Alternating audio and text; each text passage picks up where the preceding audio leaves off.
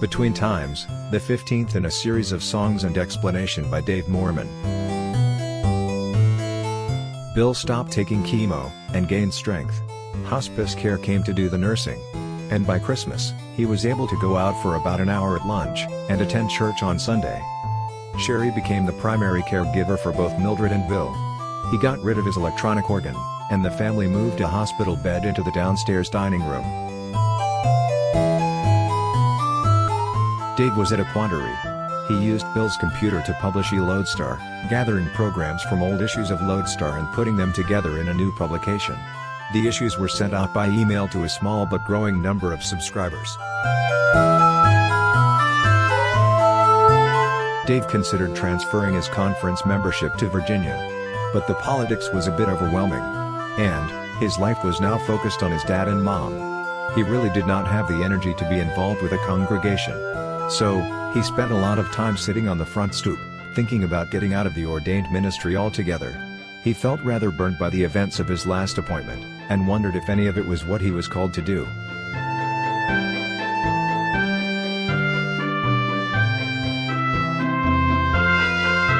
His job while in Fredericksburg, it turned out, was to be there for Sherry. Mildred struggled with denial of the whole situation, and she and Sherry often came to cross purposes. So Sherry and Dave drove around most evenings, trying to get some understanding. The new year, 2000, arrived, and Bill was thrilled to make it to Y2K. Sherry and Dave applied to work with the census. But first, they had to rush back to Colorado to retrieve their cat. The trip back to Virginia took 36 hours.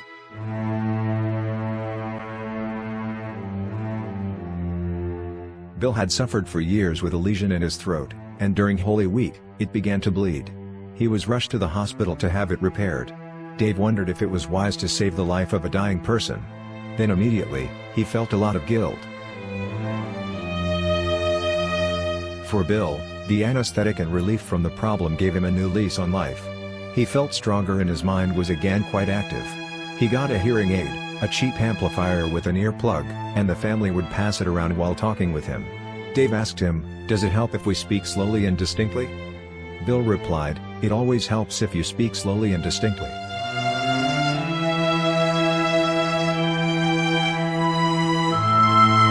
Dave got a job with the census, while Sherry stayed home to be with Bill.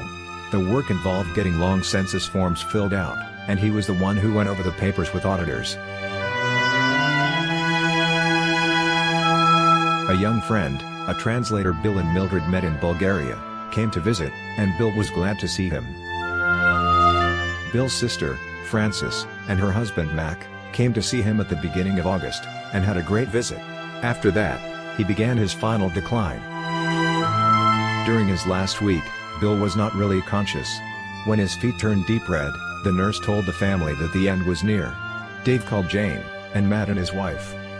Bill Moorman passed on August 31, 2000. Sherry was by his side. He received a memorial service at the Fredericksburg UMC, where he had been active for 15 years. Then with Mildred, Matt and his wife, and Jane, his body was taken to Minneapolis, Kansas for the funeral. With Jane and Sherry's help, Dave wrote the eulogy, but let the pastors read it. Jane took Mildred to an assisted living center in Albuquerque. Sherry and Dave had the job of emptying the house, giving much away and loading a U-Haul truck and a trailer. They had to be in Holly, Colorado, for Dave's first sermon, and got there in 2 days.